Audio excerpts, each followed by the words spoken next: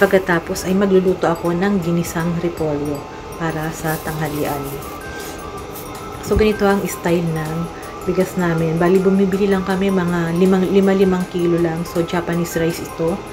So ayan, nakikita nyo na kulay pula. Ginagamit yan sa may mga bigas dito. Nilalagay siya para hindi siya, para ma-absorb ang moist yata. So itong bigas na nabili namin is no wash na. Meron ka dito mabibili ng mga bigas na no wash. Hindi mo na siya kailangang hugasan. Lalagyan mo na lang siya ng tubig para sa pagluto. Hindi na siya kailangan hugasan para malinis. Ito, ano na siya, no wash na. Parang malinis na to. So lalagyan mo na lang siya ng tubig, tas okay na. Lutuin mo na siya. Pero sa akin, ano ko pa rin siya, isang wash pa rin. Hinugasan ko pa rin siya ng isang beses. Pero nakalagay talaga, no wash na rice na to. No wash. Hindi na kailangan hugasan. So, ano siya, Japanese rice. Tong bigas na niluluto ko. So, ayan, dahil 3 gatang ng bigas yung sinalang ko, 3 gatang o 3 baso. Kailangan ang tubig is nasa 3 din ang line ng tubig. Kailangan sakto. Hindi kulang, hindi sobra. Para hindi siya hilaw na matigas. Pag sumobra naman, malambot na yan. Ano pa naman ang mga bigas ng dito sa Japan, ang mga bigas nila is malalagkit, malambot. So kaya kapag nasobrahan ka ng tubig niyan, hindi na siya masarap, malagkit na. So itong gamit naming rice cooker is timer siya. So pwede rin yang gabi mo siya isasalang pero umaga siya maluluto. I-set mo lang ang timer. So ganun is time nitong rice cooker na to. So yung sa akin is nasa 20 minutes lang yan maluluto na to. So habang nakasalang yan, is lulutuin ko na ang aking ginisang repolyo.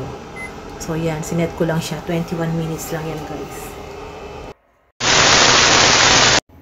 So ito na guys, ang itsura sa labas. Nag-stop na ng konti yung pagbagsak ng snow, pero ang dami naman sa may lapag. So ganoon naman, nag-stop, tapos mag-i-snow ulit. Mag-i-stop na naman, snow ulit. So, ayan guys, na-prepare ko na ang aking mga kailangan para sa simpleng ginisang repolyo yan. Na-chop-chop ko na, nahiwa ko na siya. So, ayan lang ang aking ingredients. Bawang sibuyas.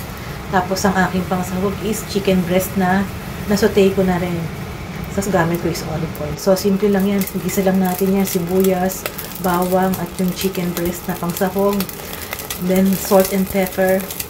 After, yung repolyo na, lagyan ko lang siya ng konting toyo, tsaka patis. Solve na yun.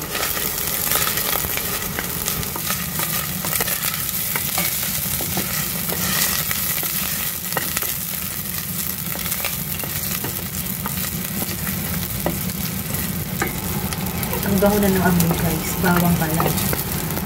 Tsaka ang ganda ng tunog niya, diba? Yan ang tunog ng kapag magsusuto ka.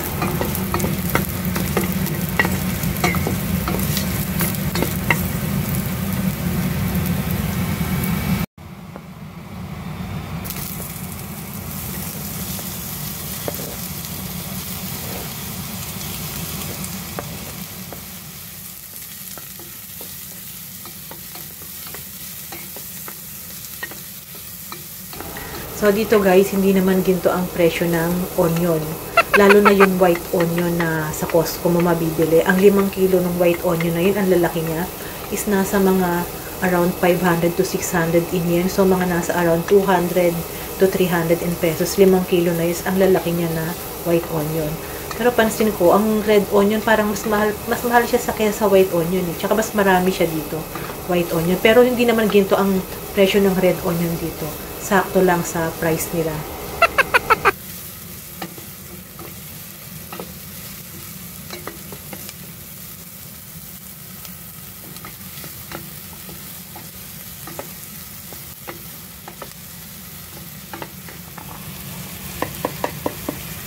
So, ayan guys. Add na natin itong breast chicken na luto na rin siya. Pang sahog ko lang talaga yan. Sinutay ko na yan. So, may lasa na rin yan dahil meron na yung salt and pepper.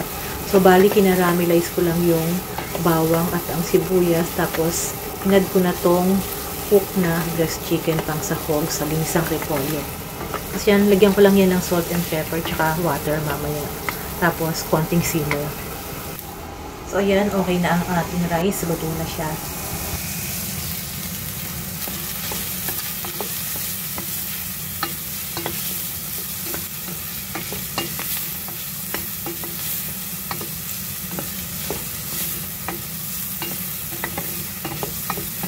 So, yan, gusto ko yung nagba-brown-brown siya.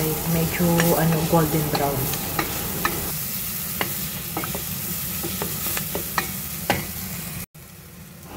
Yan, lagyan na natin siya ng tubig. Konti lang. Dahil konti lang din yung repolyo ko. Bali, leftover na repolyo lang din yun.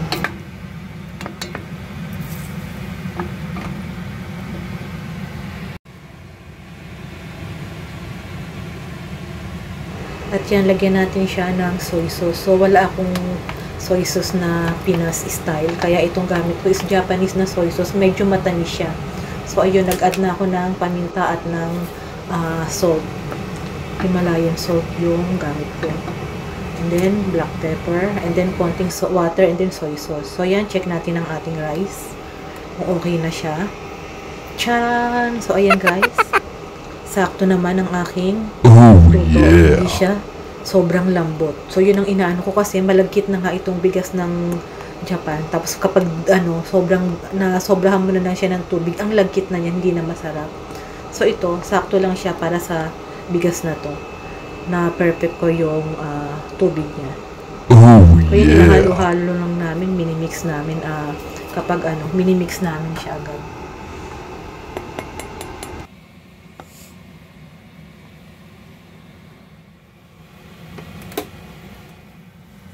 So, ayan guys, isimmer lang natin siya and then after, i-add na natin ang ating repolyo. So, ayan guys, add na natin siya.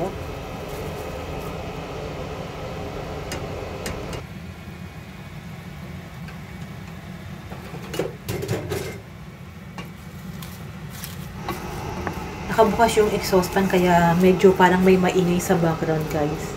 Exhaust fan yan, yung maingay na nasa background. So, ayan, takpan lang natin. Mabilis lang yan, guys. Konting simmer yan. Tas luto na yan. So, ayan, guys. Habang iniintay ko siyang maluto, lilinisin ko naman. Hugasan ko na yung aking mga pinaggamitan. Ayan, pinupunasan ko yung mga, bote. Bago ko siya ibalik sa lalagyanan para hindi, madumi. Ayan.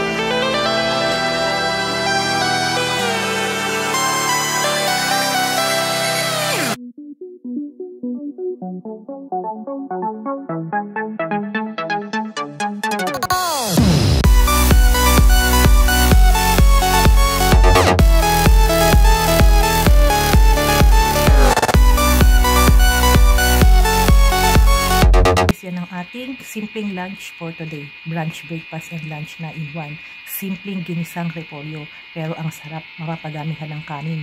Ang sarap ng simpleng repolyo lang. Sinamahan ko siya ng tuna, meron akong extra tuna at saka ng bagoong alamang. So yan, sold na. Simpleng repolyo, na ginisang repolyo, pero ang sarap. Mapaparami ka ng kanin sa kain. So yan ang ating video for today. Oh my God! Don't forget to subscribe yan.